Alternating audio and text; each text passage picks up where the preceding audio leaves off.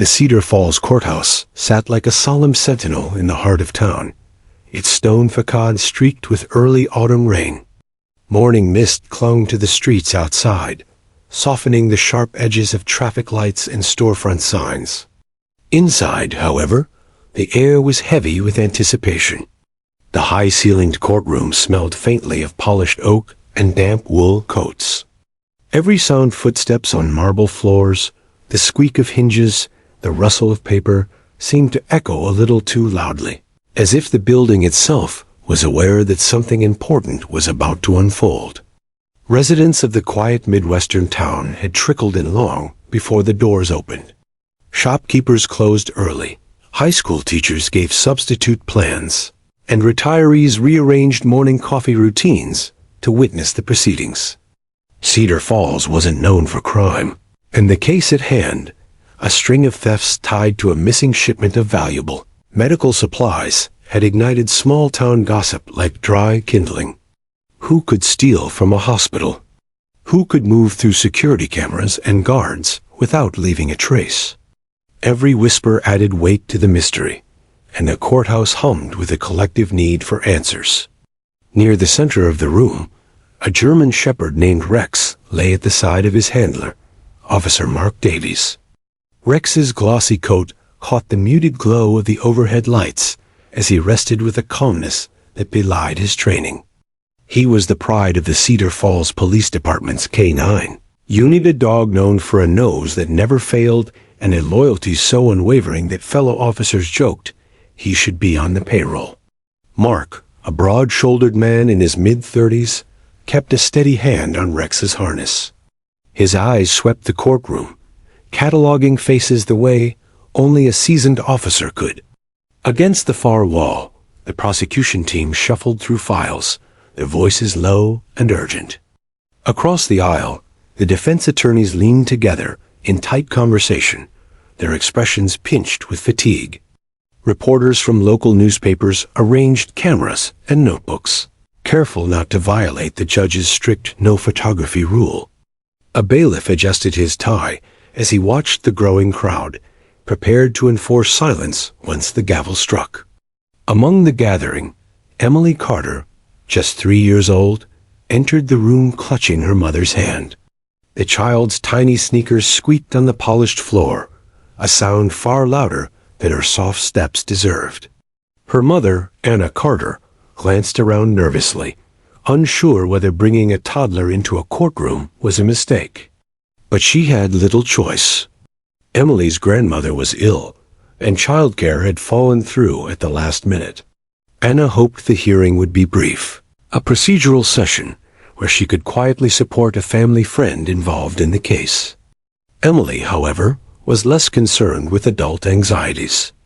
Her wide hazel eyes scanned the cavernous room with the fearless curiosity of a child. The heavy wooden benches, the towering shelves of law books, the intricate carvings on the judge's bench, each detail held her in fascinated silence. But it wasn't the grand architecture or the stern faces that ultimately captured her attention. It was Rex. The moment her gaze fell upon the police dog, Emily's steps slowed. Her fingers tightened around her mother's hand until Anna looked down, startled. The girl's expression shifted from wonder to something else, something harder to name. Rex, sensing the sudden focus, raised his head. His amber eyes met Emily's across the aisle. For a breathless instant, the bustling courtroom seemed to fade, leaving only the silent exchange between a child and a dog. Anna followed her daughter's line of sight and offered a reassuring smile. "It's just a police dog," she whispered. "See? He's friendly." But Emily didn't smile back.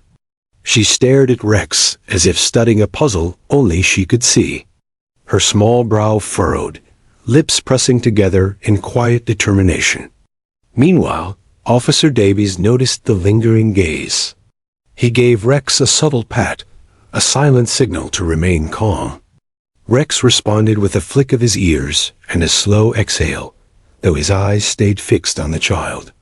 K-9 officers were trained to detect danger, to recognize threats invisible to human senses. Yet there was no reason for tension, no hostile body language, no alarming scent. Just a little girl in a pink sweater with a cartoon fox stitched across the front. The judge's entrance broke the moment like a dropped glass. "All rise," the bailiff announced, and the crowd obeyed. The scrape of benches and shuffle of feet filled the air as Judge Helen Rowe took her seat. Her reputation for sharp intellect and unyielding fairness preceded her. She surveyed the room, eyes pausing briefly on the unusually large audience before nodding to the attorneys. "Let's proceed," she said, her voice crisp but not unkind. Opening statements began, and the hum of legal language replaced the earlier chatter. Prosecutor Daniel Briggs outlined the case with measured precision, describing the missing shipment, the locked security doors, the absence of fingerprints. The defense countered with equal confidence, suggesting procedural errors and insufficient evidence.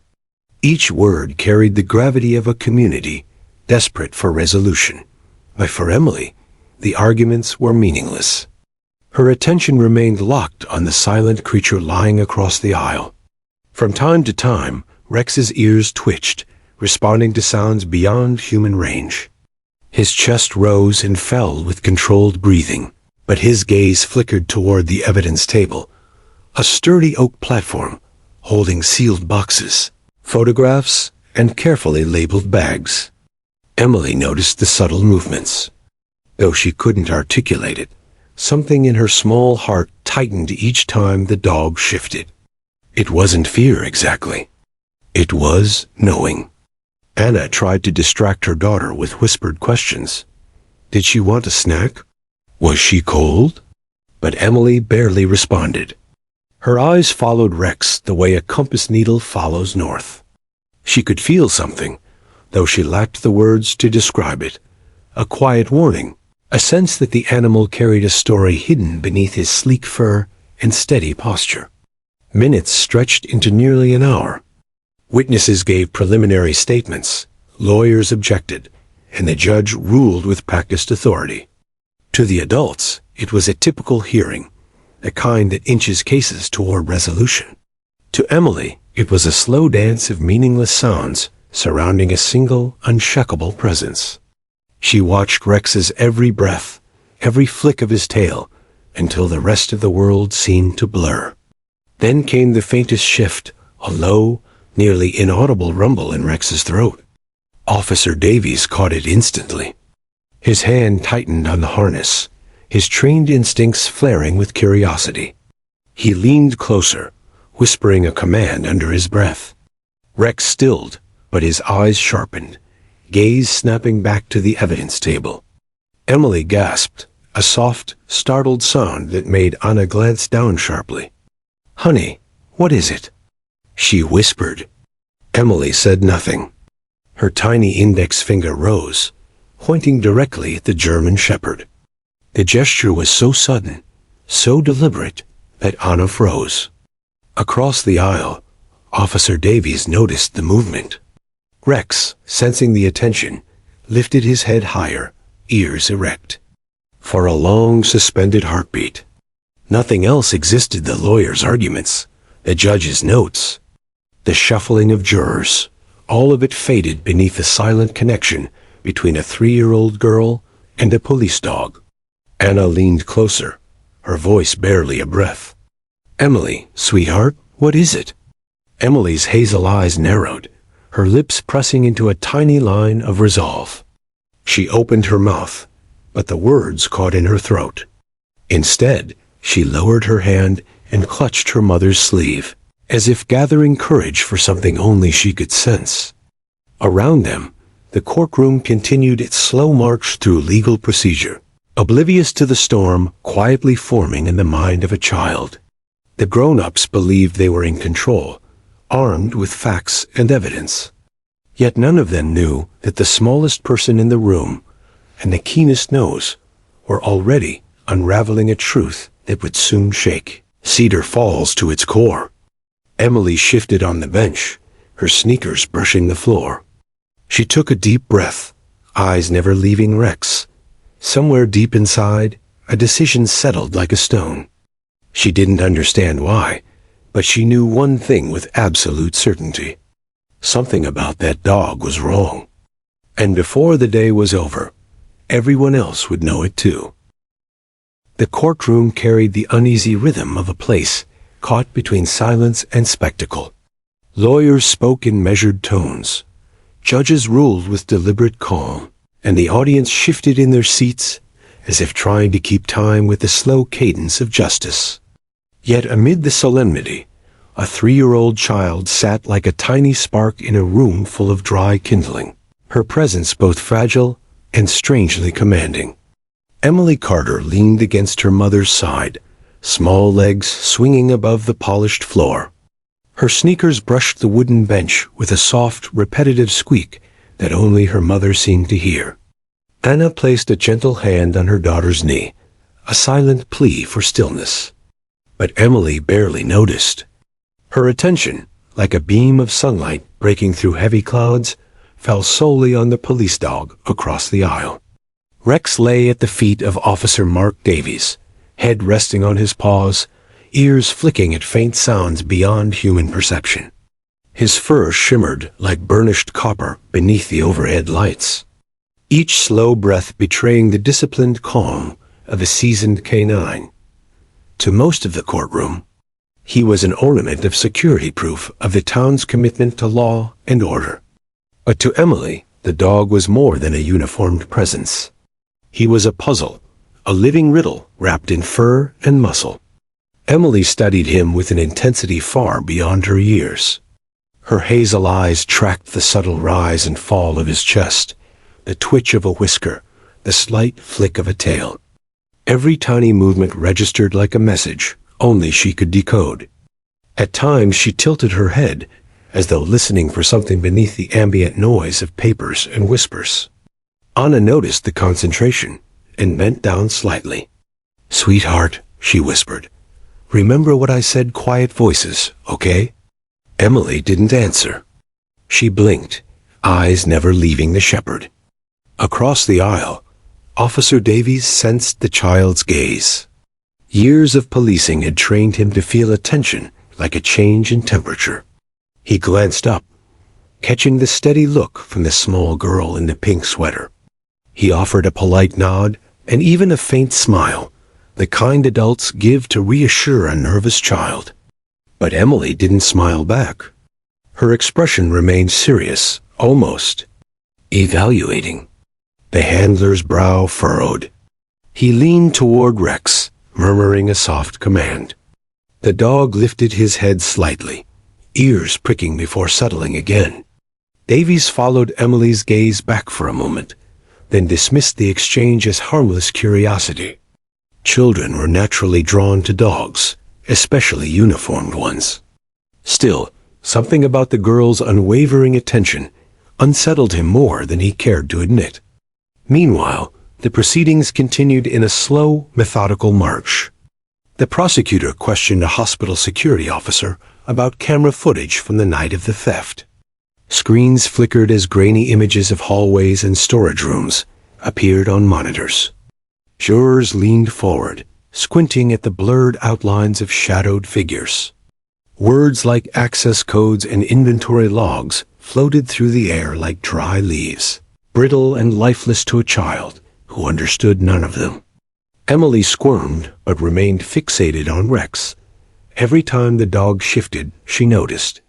A soft whine escaped his throat when a heavy evidence box thumped onto the table. Emily's small shoulders stiffened. Her mother felt the movement and looked down. "What is it, honey?" Anna asked softly. Emily's lips parted, but no words came. Instead, she leaned closer, pressing her cheek against her mother's arm. Her tiny fingers fidgeted with the edge of Anna's sleeve. "Are you scared of the dog?" Anna asked gently. Emily gave the slightest shake of her head. Scared wasn't the right word. She wasn't frightened, she was certain. Though she couldn't explain the certainty, something inside her whispered that the dog carried a secret. It was as if she could feel the weight of it in the air, like the way she could smell rain before a storm or sense when her mother was about to cry. Anna tried again to soothe her. "It's okay, sweetheart. He's a helper dog. See the badge on his harness? That means he's a good dog." Emily's gaze never wavered. In a quiet voice that only her mother could hear, she murmured, "Maybe not." The words were so soft Anna almost thought she imagined them. A chill prickled across her skin. She glanced at the animal, at the handler, then back at her daughter. "What do you mean, maybe not?" Emily didn't answer. Instead, she tucked her chin into her collar, eyes peeking over the fabric like a small owl watching from a hollow tree. On the other side of the room, Rex stirred again. His ears flicked forward, nose twitching as if catching an unfamiliar scent. Officer Davies straightened slightly, sensing the subtle change in his partner's posture. Rex wasn't alerting, not officially, but something had caught his attention. The handler scanned the room, the jury box, the evidence table, the gallery of spectators. Nothing appeared out of place. Yet Rex's eyes returned to the evidence table and lingered. Emily followed the dog's gaze, her own eyes narrowing. She couldn't see inside the boxes, but her small chest tightened the way it did when she sensed something hidden during hide-and-seek games. Children have no words for intuition, only the raw experience of it. Anna, noticing her daughter's growing tension, reached into her bag and produced a small coloring book and a handful of crayons. "Here," she whispered. "Draw me a picture. Maybe a puppy?" Emily accepted the crayons, but didn't open the book.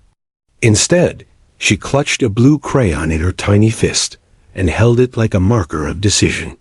Her eyes darted back to Rex, who now sat upright, tail still, gaze fixed on the evidence table. A sudden clang broke the room's fragile quiet as a lawyer dropped a binder. The sound startled several jurors and made Emily flinch. Rex's head snapped toward the noise, body tense. Officer Davies rested a calming hand on the harness, murmuring a command. The dog settled, but did not relax completely. The judge, noting the disturbance, cleared her throat. "Let's maintain order," she said, her voice crisp but controlled. She turned to the attorneys. "Proceed." As questioning resumed, Emily's grip on the blue crayon tightened until the paper wrapper crumpled beneath her small fingers. She leaned close to her mother and whispered, barely audible, "He's thinking." Anna blinked, startled. "Who's thinking, sweetheart?" "The dog," Emily said softly, eyes fixed on Rex. "He's thinking about something bad." Anna's breath caught. The words were strange, but the tone calm, certain, was stranger still. It wasn't the sing-song chatter of a toddler playing pretend. It was the quiet conviction of someone describing a fact. Before Anna could respond, Rex shifted again, a low rumble vibrating in his chest like a distant engine. Officer Davies stiffened, his own instincts sharpening. He gave another quiet command, but the dog's eyes remained locked on the evidence table. Emily whispered again, more to herself than to her mother. "He knows a secret." The phrase lodged in Anna's mind like a splinter. She looked around the room, the stern judge, the focused attorneys, the bored jurors, and wondered how a child's innocent words could suddenly make the air feel heavier. The walls closer, the entire room charged with a tension no one else seemed to sense. The hearing pressed on. Witnesses described security codes, inventory tallies, and unexplained gaps in surveillance footage. Adults debated facts and theories, each word building the scaffolding of a legal argument. Yet beneath the polite language and legal jargon, an invisible current pulsed a silent conversation between a child and a dog that none of the grown-ups could hear. Emily sat perfectly still now, the crayon forgotten in her hand. Her gaze never left Rex, who stared just as intently at the evidence table. Between them stretched a quiet understanding, an unspoken recognition that something hidden was about to break free. And though neither could articulate it, both child and dog seemed to know that when it did, the entire courtroom, and perhaps the entire town, would never be the same. The courthouse clock ticked with an almost defiant rhythm, each second carving a small echo into the thick air. Lawyers exchanged files with the precision of chess players moving pawns, and the judge's measured voice floated through the room, steady as the tide.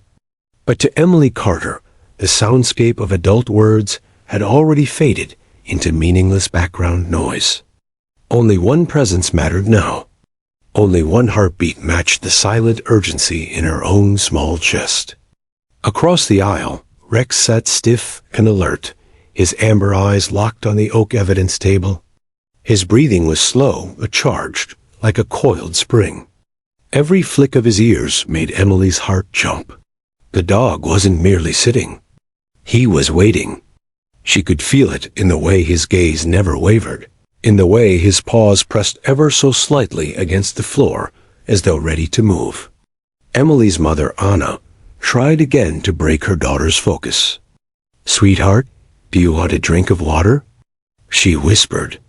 Her hand smoothed the loose strand of hair from Emily's forehead, but the child barely blinked. Anna followed her gaze and caught the faint quiver in Rex's shoulders. The dog looked like a statue, but a tension simmered beneath the surface, a readiness that made the air feel brittle. The prosecutor droned on about access codes and timestamps. Jurors leaned forward, squinting at grainy security footage projected on a side screen. The defense team scribbled notes and whispered objections. Yet none of it seemed to matter. Emily's world had narrowed to a single line of connection, from her small, steady eyes to the dog's unblinking stare. A paper folder slipped from the prosecutor's lectern, snapping the room with a sudden clap. Several spectators jumped. Rex's ears shot forward, his body tensing in a near-invisible flinch. Emily gasped, clutching her mother's sleeve. The faintest vibration hummed in her chest, a tremor of instinct she could neither name nor ignore. "Emily?" Anna bent closer, concern sharpening her whisper. "What's wrong, honey?" The girl's lips trembled, but no sound came. She drew a shaky breath, eyes never leaving the dog. Her small fingers tightened around the crayon she still held, the paper wrapper creasing under her grip. Then, with the clarity of a child who sees the world without the filters of caution or fear, Emily stood. The bench squeaked as her sneakers scraped the polished floor. Heads turned first in the front row, then in a widening ripple through the gallery. The prosecutor's voice faltered mid-sentence. The defense attorney stopped writing. Even the judge's gavel paused mid-air as the sound of a child's movement sliced through the legal monotony like a bell in a silent church. Emily raised her arm and pointed directly at Rex. Her voice was small, but impossibly clear, carrying across the courtroom with the sharpness of a struck match. "Bad dog." The words hung in the air, right and impossible to ignore. For a heartbeat, the world stopped. The prosecutor blinked, his mouth still half-formed around an unfinished sentence. The defense attorney froze, pen suspended over paper. Jurors turned in unison, their collective gaze swinging toward the child like a field of sunflowers following light. Anna felt her stomach drop. "Emily," she hissed, reaching to pull her daughter back down. But the child didn't budge. Her tiny index finger stayed fixed on Rex, her eyes wide but unwavering. "Bad dog," Emily repeated, louder this time. The second declaration cracked the fragile silence like a whip. Gasps rustled through the gallery. Someone dropped a pen that clattered to the floor and rolled beneath the jury box. A reporter's notebook slipped from nerveless fingers. The judge blinked once, then leaned forward. "Excuse me?" Her voice, normally steady as oak, trembled with a thin thread of surprise. "Little one, who are you speaking to?" Emily didn't answer the judge. Her eyes never left the German shepherd. "Bad dog," she said again, her small voice ringing with a certainty that chilled the room. Officer Mark Davies instinctively tightened his grip on the harness. "Your Honor," he began quickly, forcing a strained smile. "She's just a child." "Rex is," the dog interrupted with a low, guttural rumble. Not a bark. Not a growl of aggression. A sound of alert. The kind of sound that years of training had conditioned Davies to respect without hesitation. "Rex," he whispered sharply, issuing a command. The shepherd's ears flicked, but he didn't move. His amber eyes stayed locked on the evidence table, muscles taut beneath his glossy coat. "Officer," the judge said, her tone sharpening, "control your animal." "Yes, Your Honor," Davies replied, but his voice carried an edge of unease. He tugged the harness gently. Rex shifted a fraction but remained seated, gaze unwavering. Emily took a small step forward, still pointing. Her pink sweater glowed against the muted wood and gray suits, a bright flag in a sea of formality. "Emily, stop," Anna pleaded, her voice trembling. She reached for her daughter, but the child sidestepped with the unthinking grace of someone pulled by something stronger than fear. "Bad dog," Emily whispered again, softer this time, but somehow more powerful.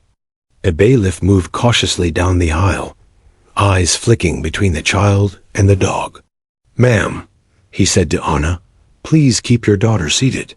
Anna nodded frantically, reaching again for Emily's hand. But before she could grasp it, Rex let out a sharp bark, a single, piercing note that sliced through the courtroom like a blade. The sound jolted everyone to their feet. The judge slammed her gavel. Order. But order was already gone. Rex surged to a standing position, muscles coiled. Davies tightened his grip, issuing firm commands. The dog obeyed partially, staying in place but vibrating with restrained energy. His eyes burned with a singular focus that sent a shiver through even the most seasoned deputies. Emily didn't flinch. Her small chest rose and fell with steady determination.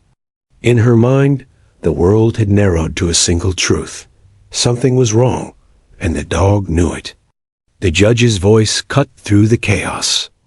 "Officer, remove the animal if necessary." Your Honor, he's alerting to something," Davies stammered, torn between protocol and instinct. "This isn't disobedience." Another bark exploded from Rex, deeper and more urgent. His body leaned toward the evidence table, despite the handler's firm grip. Papers rattled from the force of the sound. Gasps erupted across the room. Jurors pressed back into their seats. Reporters scrambled to capture every detail, pens flying across paper. Anna finally managed to scoop Emily into her arms, pulling her close. But the child, far from frightened, pressed her cheek to her mother's shoulder and whispered in a tone only Anna could hear, "He knows something bad." Anna's heart pounded so hard she felt it in her throat. She looked at the evidence table, then at the dog, then back at the child in her arms. Emily's eyes gleamed with a quiet certainty that made Anna's skin prickle. The judge banged the gavel again. "Bailiff, secure the room." Officers stepped forward, forming a loose perimeter around the evidence table. The once orderly hearing now hummed with barely contained panic. In the center of it all, a 3-year-old girl had spoken 2 words. A dog had answered with instinct sharpened by years of training.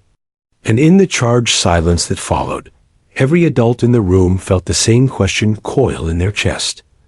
What secret lay hidden that only a child and a dog could sense? The air seemed to thicken, heavy with the promise of revelation. Papers rustled like dry leaves in a sudden wind. Eyes darted from the child to the dog to the sealed boxes of evidence that had, until this moment, seemed routine. The judge exhaled slowly, her gavel lowering to the bench. "Officer Davies," she said, her voice taut but controlled, "allow the dog to indicate." Davies hesitated only a fraction of a second before loosening his hold. "Search," he commanded. Rex's ears snapped forward. His muscles flexed. The dog leaned toward the evidence table, nose twitching as he prepared to reveal the secret that had electrified the room. And Emily, small and certain, nestled against her mother's shoulder, closed her eyes as if she already knew what was coming next. The courtroom trembled with the silence, so deep it seemed to pull the oxygen from the air. A child's 2 words had cracked the ordinary rhythm of legal procedure, and now every person present, judge, juror, attorney, and bystander, waited for something they could not yet name. Officer Mark Davies loosened his grip on Rex's harness just enough to honor the judge's command. His palm tingled with tension. Years of working with the dog had taught him the difference between a casual alert and a serious one, and this was no false alarm. Rex's entire body vibrated with restrained urgency. "Search," Davies said again, his voice firm but measured. The German shepherd surged forward in a smooth, purposeful stride, every muscle coordinated, as if he were following an invisible trail.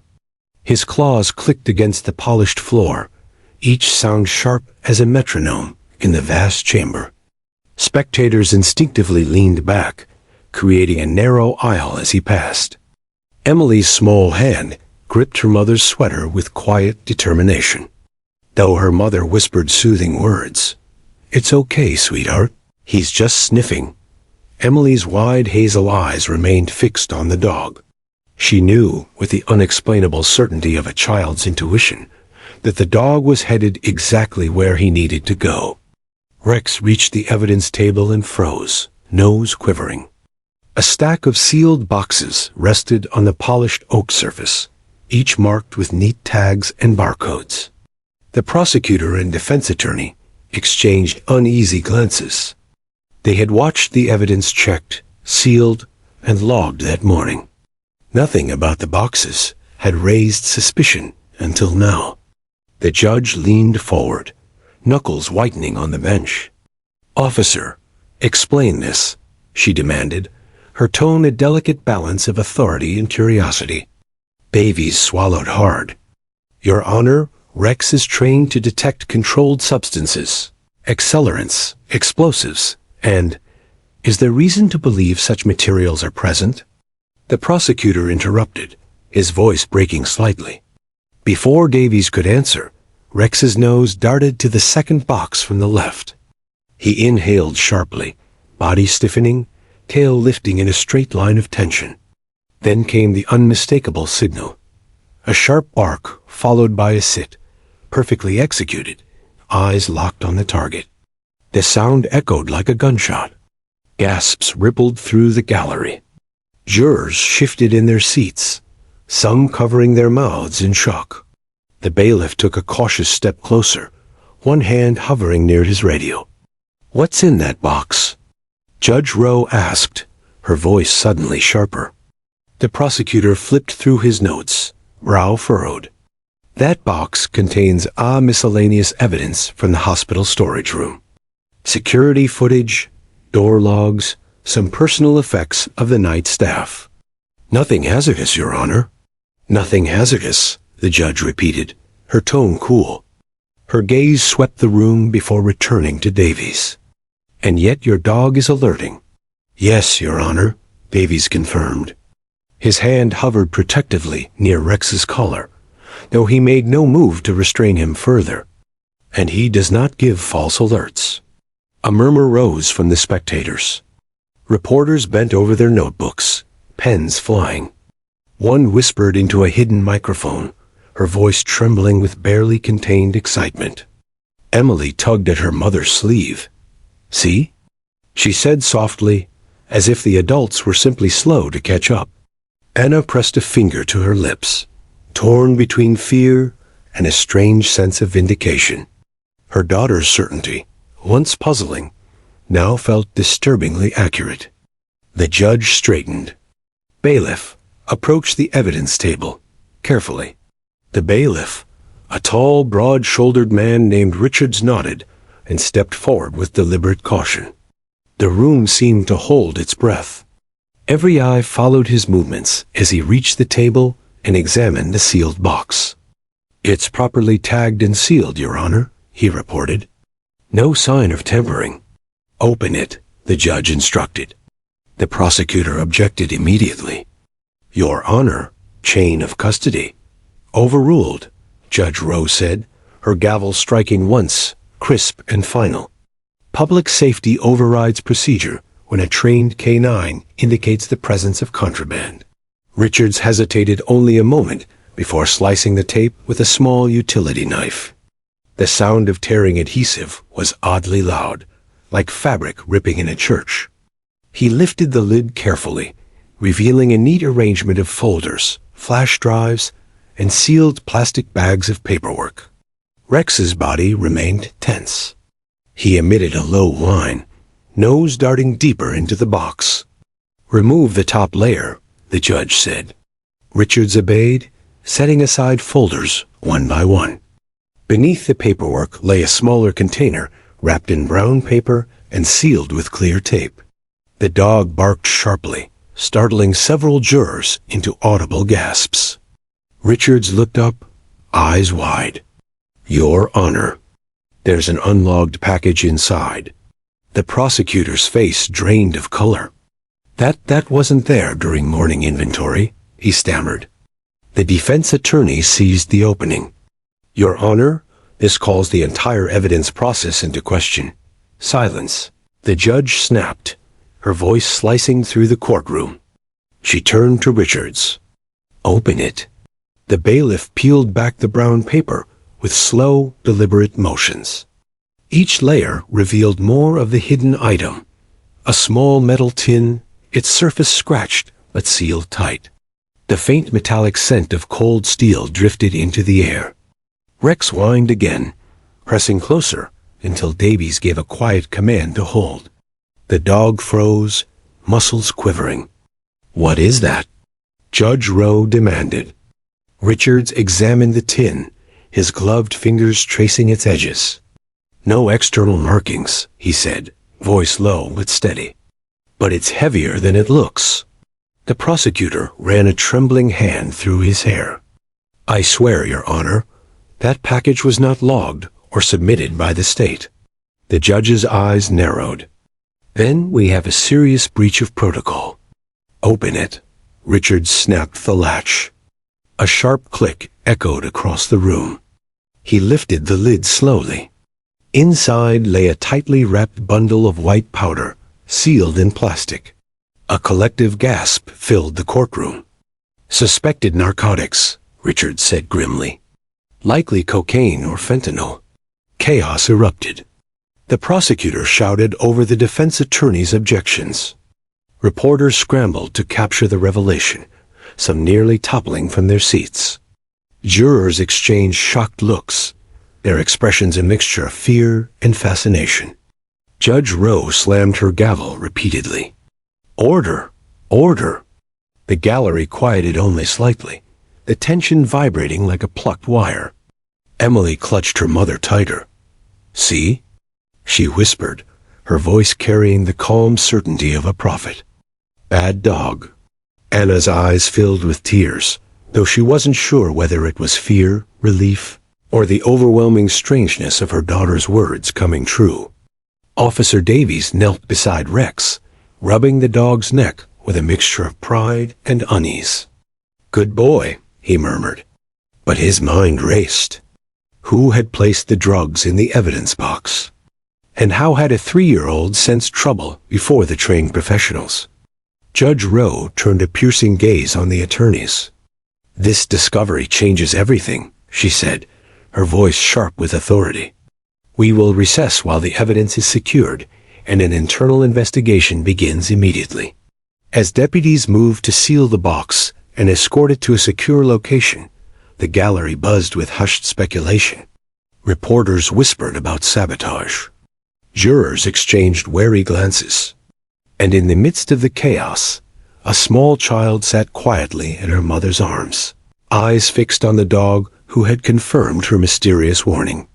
For the adults, the discovery was a legal earthquake proof of corruption, negligence, or something darker. For Emily, it was simply the natural unfolding of a truth she had sensed all along. Rex turned his head toward the child, amber eyes meeting hazel.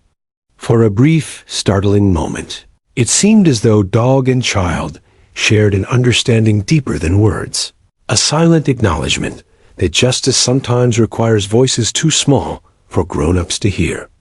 The judge struck her gavel one final time. This court will reconvene after the evidence is secured. Bailiff, clear the room. People began to file out in a stunned hush. Cameras clicked, pens scratched, and speculation filled the air like static. Yet Emily remained calm, her small hand resting on her mother's shoulder as they prepared to leave. She looked back at Rex one last time and whispered softly, just for him, "Good boy now?" Rex tilted his head, ears flicking as if he understood. And as the doors swung closed behind them, the courthouse seemed to exhale, releasing the tension that had built since the first innocent words of a child shattered the careful order of the law. The heavy courthouse doors closed behind the last lingering spectator, muffling the clamor of voices that had flooded the hallway.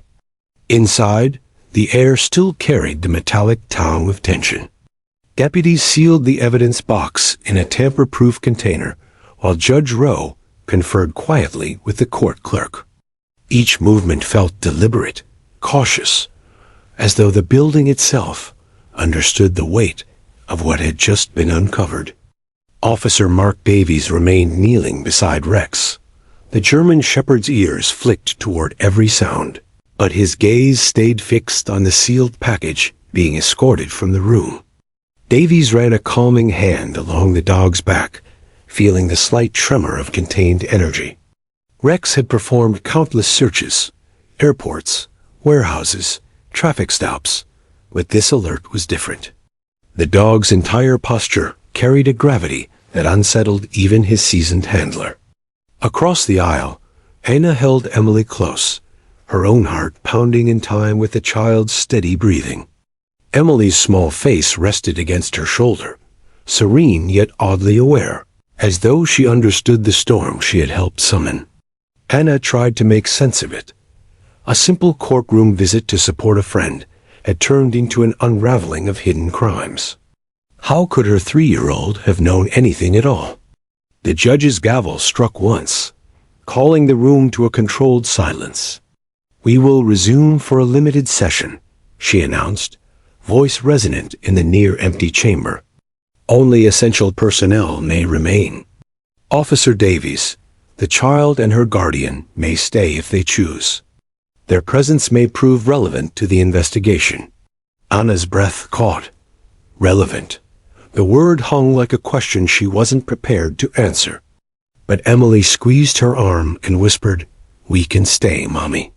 The calm certainty in her daughter's voice left no room for argument. The prosecutor rose first, smoothing his suit with trembling fingers. "Your Honor, the discovery raises serious concerns about the integrity of this case. The defense may claim evidence tampering. They won't have to claim it," interrupted the defense attorney, his tone sharp as broken glass. "It's written all over the chain of custody. Someone planted contraband inside state-logged evidence. My client's charges are now buried beneath misconduct." Judge Rowe fixed them both with a measured stare. "This is no time for theatrical sparring. An internal investigation will determine responsibility. For now, our priority is securing all remaining evidence and identifying how the contraband entered this courtroom." While the attorneys continued their cautious exchange, Emily wriggled free from her mother's arms and toddled toward the defense table. Anna half rose to stop her, but the judge raised a gentle hand. "Let her be." Emily stopped beside Rex, who sat obediently at Davies's heel. The dog lowered his head until his eyes met the child's. For a moment, the courtroom seemed to shrink around them. Emily reached out a tiny hand, resting it lightly on Rex's muzzle. "Good boy," she whispered. Rex exhaled a soft huff, almost a sigh. Davies felt a strange tightness in his chest, as if the child's approval carried more weight than any commendation he'd ever received. "Officer," the judge said, drawing his attention, "describe exactly what your partner detected." Davies straightened. "Rex is trained to alert on narcotics, explosives, firearms residue, and accelerants. His behavior was a clear narcotics indication, high-intensity sniffing, posture stiffening, final sit and bark confirmation. And you trust this signal completely?" "Yes, Your Honor. Rex's accuracy rate is above 98%. False positives are extremely rare." The judge nodded slowly, absorbing the information. "Then we proceed under the assumption that the package contained controlled substances. The larger question is how it entered a sealed box without detection." A deputy approached with a clipboard, speaking in a low voice. "Preliminary check shows the evidence log was clean this morning. Surveillance footage is being reviewed." The prosecutor rubbed his temples. Whoever did this had inside access. Only a handful of staff handled those boxes. The defense attorney seized on the comment.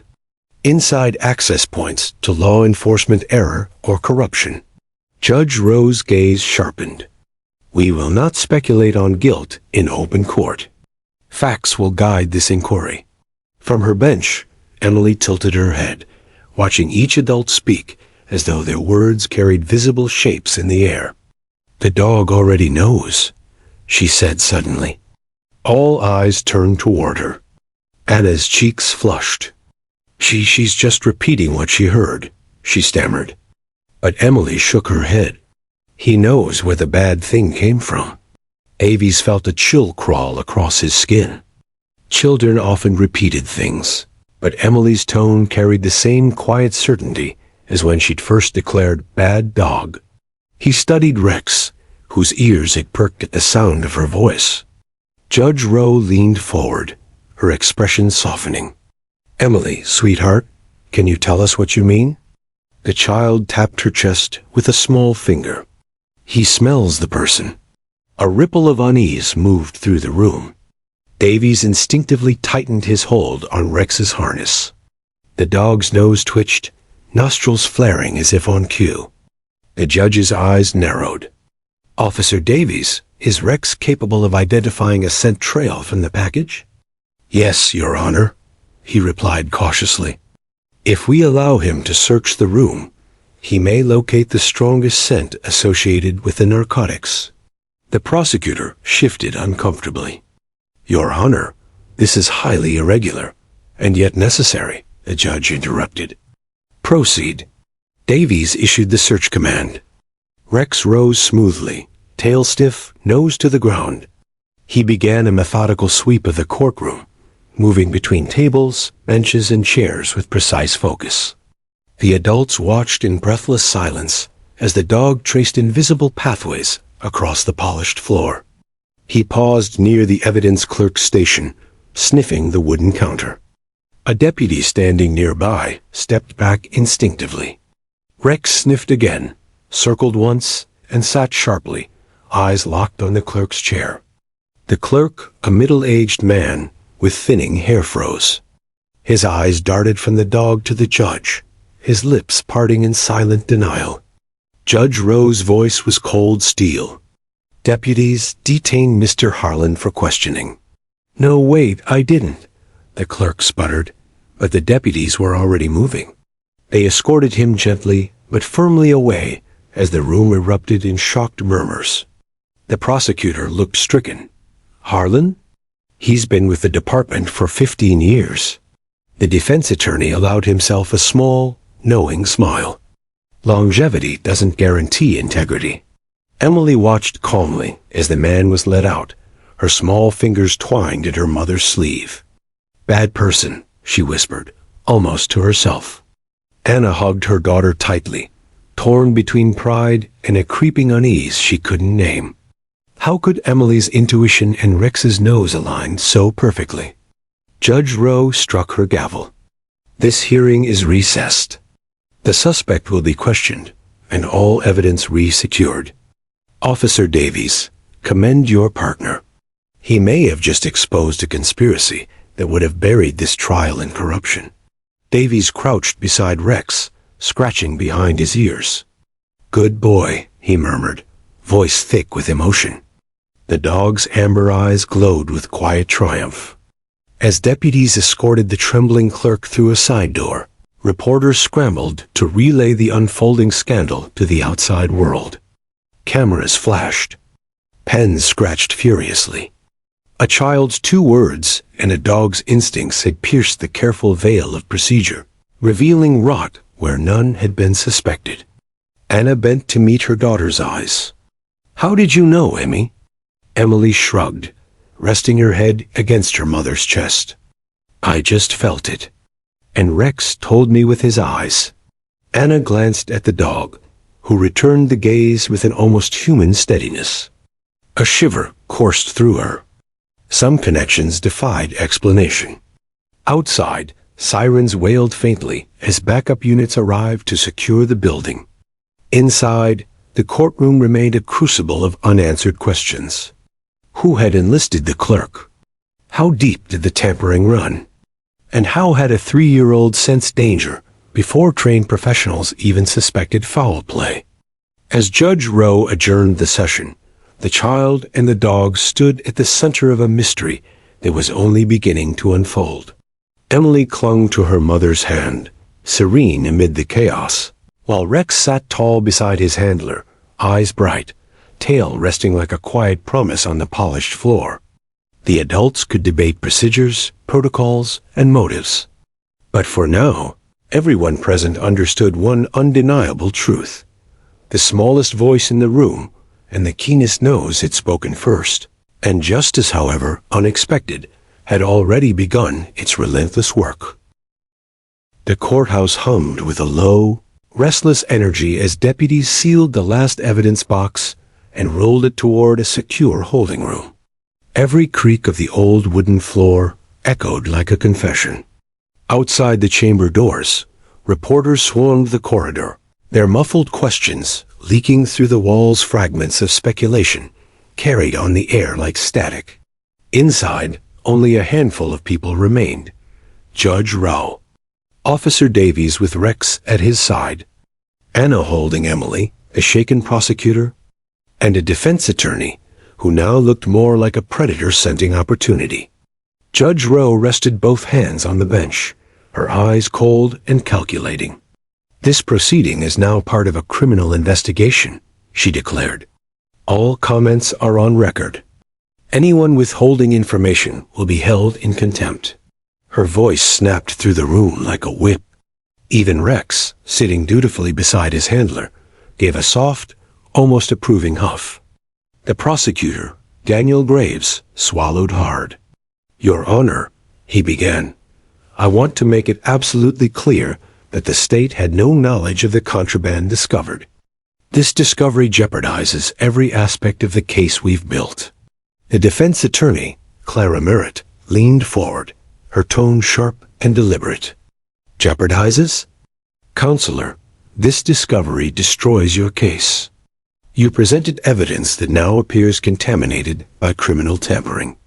My client, already facing dubious charges, has been dragged through weeks of baseless accusation while your department failed to secure the most basic chain of custody." Judge Rowe raised a hand, silencing the brewing argument. "Ms. Merritt, you will have your opportunity to speak when appropriate. For now, our focus is containment and identification of all parties involved." Across the room, Emily shifted in her mother's lap, eyes fixed on the sealed container that now held the hidden drugs. She tugged lightly on Anna's sleeve and whispered, "He's still here." Anna bent close. "Who's still here, sweetheart?" "The bad one," Emily replied with quiet certainty. Her gaze drifted toward the side door through which the evidence clerk, Mr. Harlan, had been escorted moments earlier. Anna felt a chill rise up her spine. "Emily, you mean the man they took away?" Emily nodded, then added in a near whisper, "But not just him." The word struck Anna like a physical blow. She glanced toward the judge, tempted to speak, but something in Emily's calm expression stopped her. Her daughter's words were not frantic guesses. They were simple statements delivered with the unshakable conviction only a child or a prophet could manage. Officer Davies rose, keeping a steady hand on Rex's harness. "Your Honor," he said carefully, "with your permission, I'd like to run an additional scent track. If there's an accomplice, Rex might pick up residual traces leading beyond Mr. Harlan." Judge Rowe considered this, tapping a pen against the bench. "Do it," she ordered. "Deputies, secure the room. No one enters or exits until the sweep is complete." A deputy closed the heavy oak doors with a decisive thud. The sound sealed the chamber in tense anticipation. Davies gave the search command. Rex lowered his nose to the polished floor and began to work, weaving between tables, benches, and chairs with deliberate precision. Each sniff, each pause, was a wordless dialogue between dog and handler. Davies watched every movement, reading the minute signals in Rex's posture. The German shepherd circled the evidence table once, then veered toward the row of chairs where court staff often waited during recess. His nose brushed along the wood, pausing at the far corner. A low rumble vibrated in his chest. He sniffed again, then pivoted sharply toward the judge's bench. The room stiffened. Rex approached the bench with purpose, his claws clicking against the hardwood. He paused at the base of the elevated platform, nostrils flaring. Then, with sudden clarity, he sat his trained signal of alert. All eyes turned to the prosecutor. Daniel Graves stiffened, his face draining of color. What is this supposed to mean?" he demanded, his voice cracking, despite his attempt at authority. "This is outrageous." "I have no—" "Silence," Judge Rowe commanded, her voice low and dangerous. She glanced at Davies. "Officer, explain the significance of this behavior." "Your Honor," Davies said slowly, "Rex is indicating the presence of the same scent associated with the narcotics. He's not making a legal accusation, he's identifying a trail." The defense attorney rose like a striking snake. "The trail leads directly to the prosecution's table," she said, each word sharp enough to draw blood. "How very convenient. This is absurd." Graves shouted, his composure cracking. "The dog must be confused." "I've had no contact with—" "Deputies," the judge interrupted, her eyes never leaving the prosecutor. "Conduct a voluntary search of Mr. Graves and his belongings." Graves recoiled. "You can't—" "I can," Judge Rowe said, her tone like iron. "And I will. Cooperate, or I hold you in contempt." Two deputies approached, hands ready but respectful. Graves raised trembling palms.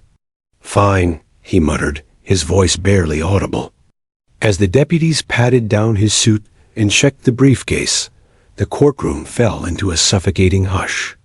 Emily clutched her mother's arm, but watched without fear, her hazel eyes reflecting the cold fluorescent light. The deputies found no drugs. But inside Graves's briefcase, beneath a stack of legal motions, they discovered a small flash drive sealed in an evidence bag, one that bore no official tag. Judge Rowe's eyes sharpened. "What is on that drive?" Graves shook his head furiously. I don't know. That isn't mine." "I never—" "Your Honor," one deputy interrupted. "This bag matches the type used by the evidence department. But there's no chain of custody label." The defense attorney leaned forward, her voice dripping with accusation.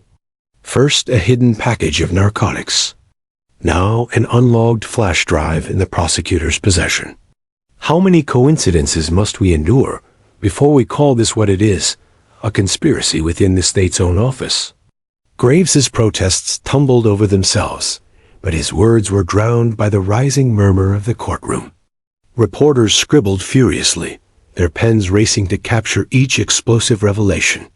Judge Rowe struck her gavel once, silencing the room. "Secure the flash drive," she ordered. "Mr. Graves, you will remain for questioning." The prosecutor sagged into his chair, sweat glistening on his forehead. His eyes darted to the side door where Harlan had been taken, then back to the judge. "I'm being framed," he whispered, barely audible. Emily tilted her head, watching him with an unreadable expression. Then, in a voice soft enough to carry, but small enough to cut through the tension, she said, "He's scared like the bad dog." The words, innocent yet piercing, drew every gaze back to the child. Anna tightened her hold on her daughter, torn between pride and fear. How could a 3-year-old cut through layers of legal maneuvering with such simple clarity? Officer Davies knelt beside Rex, scratching the dog's neck as he processed the implications. The dog's nose had followed a trail of truth invisible to human eyes, and Emily somehow seemed to understand what that truth meant. Judge Rowe straightened, her gavel resting like a weapon in her hand. "This court will recess for a full forensic analysis of the flash drive. Deputies, Mr. Graves is to remain under supervision. Officer Davies, commend your partner. His diligence may have prevented the collapse of justice itself." As the deputies moved to secure the evidence and escort Graves to a side chamber, the courtroom buzzed with an undercurrent of awe and dread. Emily rested her head against her mother's shoulder, eyes half closed as if she were merely tired after a long day. But when Anna whispered, "How did you know, Amy?" her daughter offered only a small, knowing smile. "Rex knows," Emily murmured, voice barely more than a breath. "And he told me in my dream." Anna shivered, holding her daughter tighter. The adults around them could debate procedures, motives, and criminal networks. But she was beginning to understand something deeper. This was no coincidence of training and chance. Something, whether intuition, destiny, or a connection beyond explanation, had brought a child and a dog together to expose truths the rest of the world tried so desperately to hide. Outside, the press roared for answers. Inside, the quiet bond between child and animal deepened, an unspoken alliance of innocence and instinct that continued to lead the way through a maze of human deceit. Night had fallen by the time the courthouse began to empty. Floodlights bathed the stone steps in cold white. Reflecting off the news, vans clustered outside like vultures circling fresh prey. Reporters shouted questions to anyone who dared step into the open air, their voices slicing through the humid evening. Inside, the atmosphere was no less chaotic. Deputies hurried through narrow corridors, radios crackling with updates about the hidden drugs, the untagged flash drive, and the unexpected scent trail that had led to Prosecutor Daniel Graves. Judge Rowe remained in chambers, her expression carved from stone as she spoke in clipped tones to state investigators arriving from the Capitol. The courthouse, once the stage for a single theft trial, had become the epicenter of a scandal threatening to expose a network of corruption far beyond Cedar Falls. Officer Mark Davies sat on a wooden bench in a dim side hallway, one hand resting on Rex's sturdy back. The dog's amber eyes glowed faintly in the corridor's yellow light, sharp and alert despite the long day. Rex's work wasn't finished. His posture made that clear. Davies trusted his partner's instincts implicitly, but even he struggled to comprehend the scope of what they had uncovered. Anna sat opposite them, Emily cradled in her lap. The little girl leaned sleepily against her mother's chest, her thumb resting lightly against her lower lip. Yet her hazel eyes remained bright, following every movement of deputies and investigators who passed through the hallway. She was tired, yes, but not oblivious. "Is the bad man going to jail?" Emily asked quietly, her voice carrying just enough to reach Davies. The officer hesitated. "We don't know yet," he said gently. "They're asking him a lot of questions first." Emily nodded solemnly. He was hiding something. Anna rubbed her daughter's back, unsettled by the casual certainty in her tone. "Sweetheart, how could you tell?" Emily's small shoulders lifted in a faint shrug. "He smelled like secrets." Rex smelled it too. Davies exchanged a glance with Anna. Though the words were childlike, something in their rhythm carried an eerie accuracy. Children sometimes said strange things, but Emily's comments had consistently preceded each major revelation of the day. It was as though she and Rex shared an unspoken language the adults couldn't begin to translate. The hallway door swung open with a burst of cooler air. Detective Carla Mason of the State Investigative Bureau stepped in, her tailored suit immaculate despite the late hour. Her dark eyes swept the group before settling on Davies. "Officer, the judge wants you and the canine in the interrogation room. We're moving Mr. Harlan and Mr. Graves into separate interviews. We need Rex to confirm the scent trails while we question them." Davies stood immediately, giving Rex the silent signal to follow. The dog rose without hesitation, muscles rippling under his coat as he fell into perfect heel position. "Can we come?" Emily asked, sitting up straighter. Detective Mason hesitated. Judge Rowe's earlier instructions allowed the child to remain as a witness, but the interrogation rooms were no place for a 3-year-old. Before Mason could decline, the judge herself appeared behind the detective, her presence commanding instant attention. "She stays," Judge Rowe said firmly. "Under supervision. Whatever intuition she shares has proven valuable. I'll not ignore it now." Anna tightened her hold on Emily, uncertain whether to feel pride or fear. The judge's words only deepened the surreal gravity of the day. They entered the secured wing, where 2 interrogation rooms stood across from each other like mirrored stages. Through a pane of reinforced glass, Anna glimpsed Harlan sitting rigidly at a metal table, his face pale, eyes darting like trapped prey. Across the hall, Daniel Graves paced restlessly, his hands fisting and unfisting in frustrated rhythm. "Start with Harlan," the judge ordered. Inside the room, 2 investigators flanked the clerk, their voices steady but relentless. "The package was hidden in a sealed box you logged yourself," one said. "How did it get there?" "I don't know." Harlan snapped, his voice cracking. Sweat darkened the collar of his shirt. "I followed every protocol. I never touched that box after it was checked in."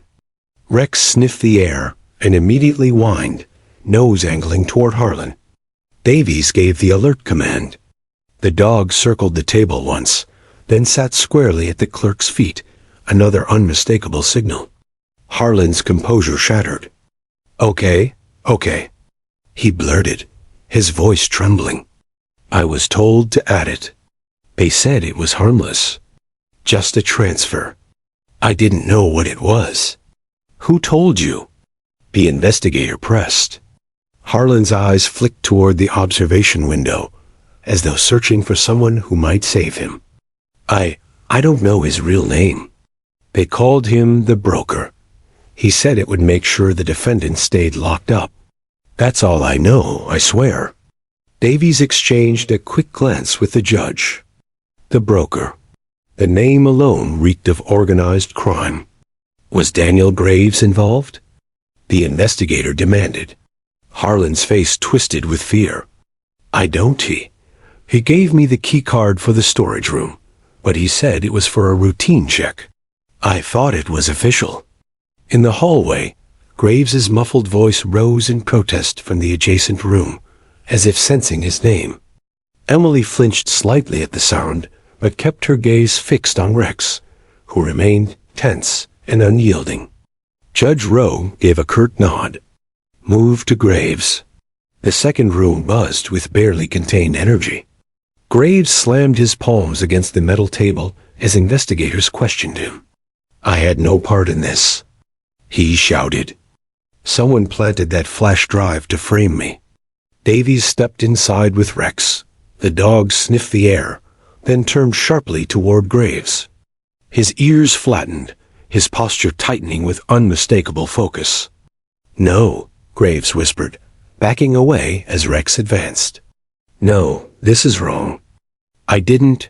The dog sat firmly, issuing a sharp bark that echoed off the sterile walls. Graves's shoulders sagged.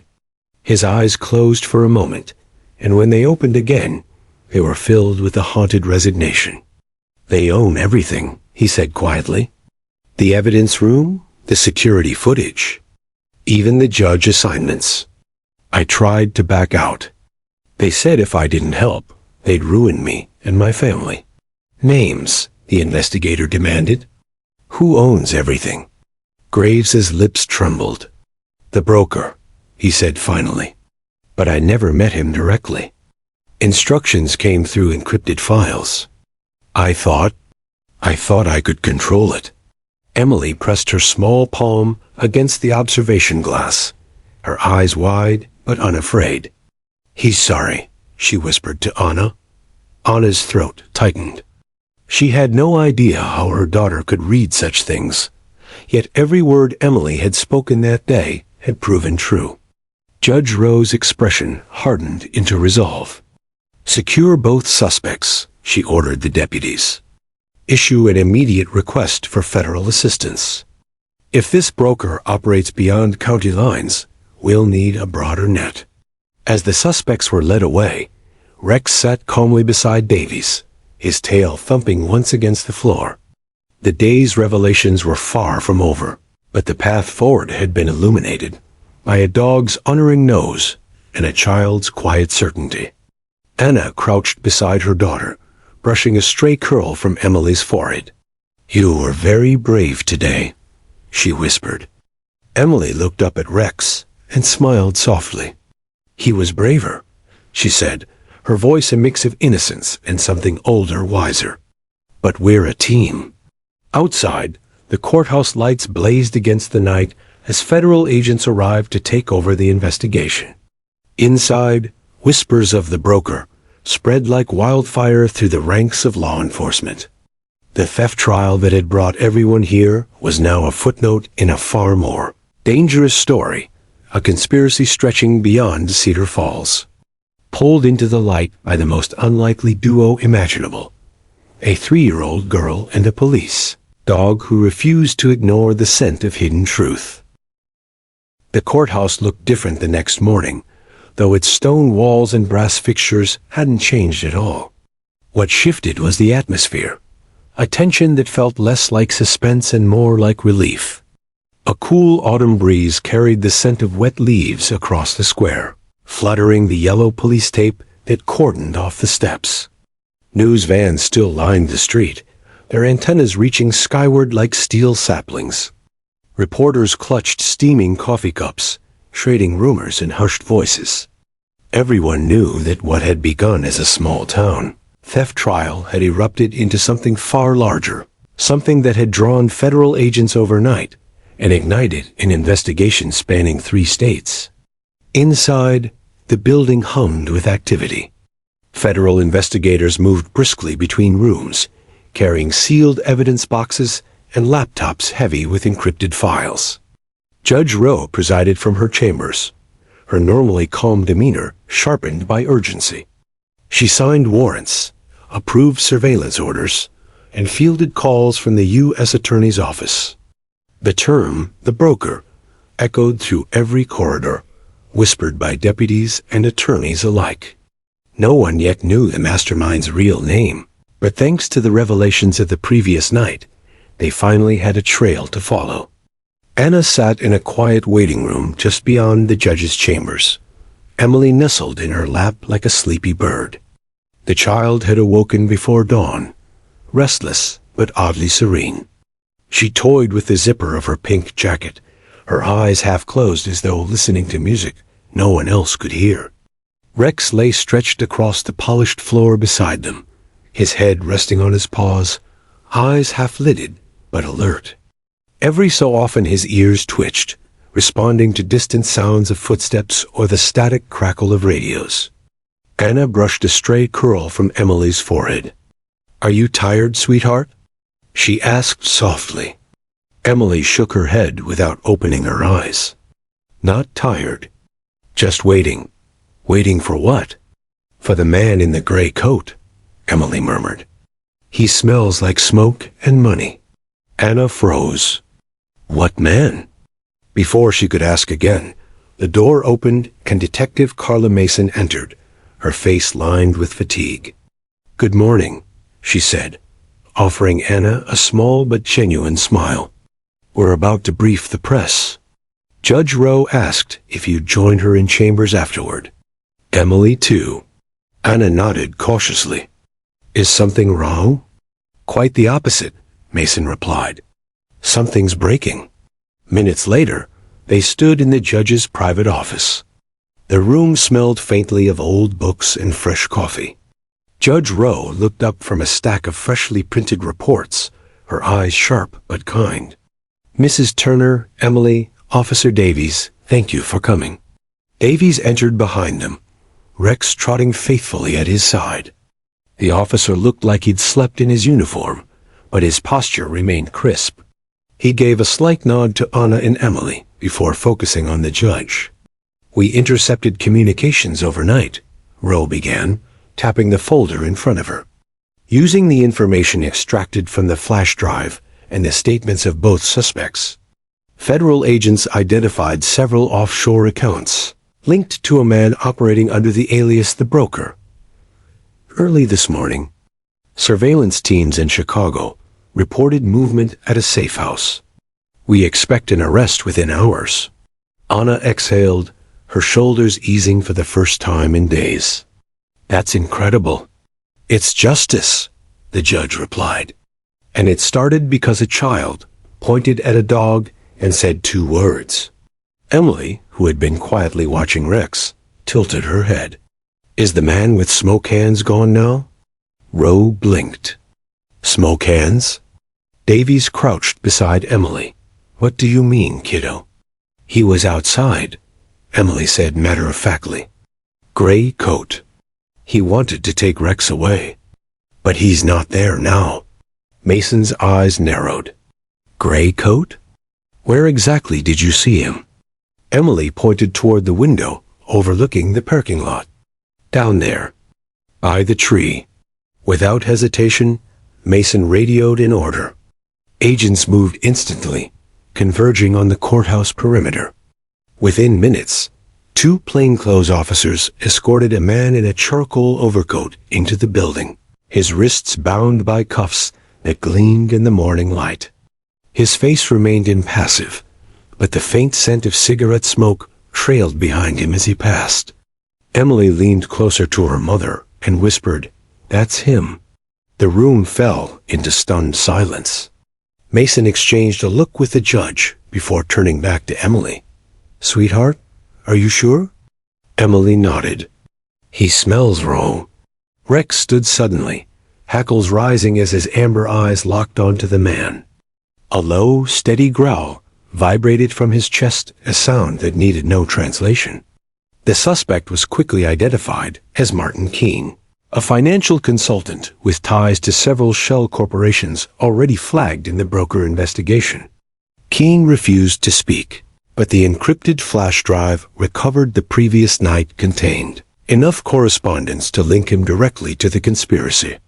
Within hours, federal prosecutors filed preliminary charges of evidence tampering, narcotics trafficking, and conspiracy to obstruct justice.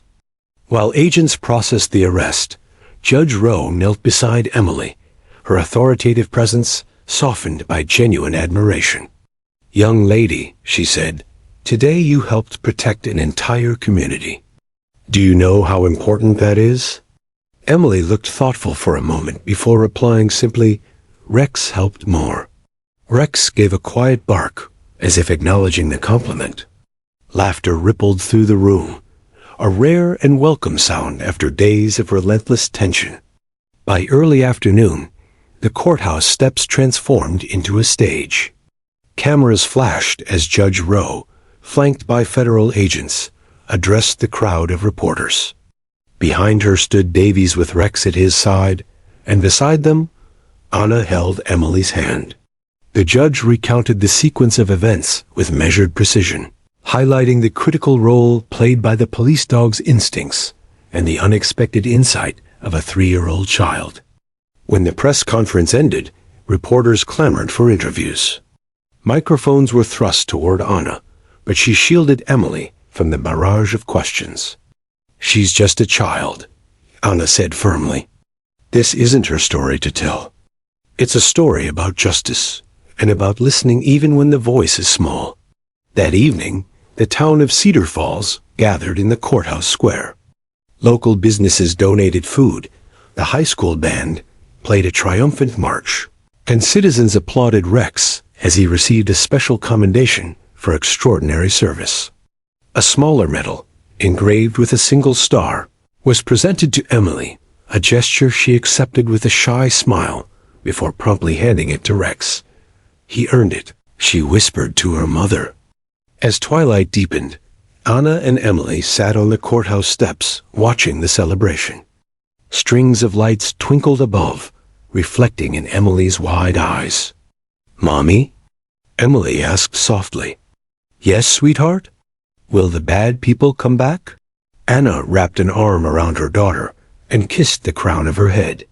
"Not today," she said. "And if they try, we'll be ready. Right, Rex?" The German shepherd wagged his tail once, a silent promise in the cooling night air. Beyond the laughter and music, federal agents continued their work, tracing the broker's network across state lines. The road ahead would be long, but the first and most vital step had been taken. And it all began with a child's dream, a dog's honoring nose, and two simple words that refused to be ignored. Long after the crowd dispersed and the courthouse lights dimmed, Rex remained by Emily's side, his steady presence a reminder that truth, once uncovered, can never be hidden again. The town of Cedar Falls would remember that lesson for generations, retelling the story of the little girl and the police dog who together toppled a secret too big for most adults to even imagine.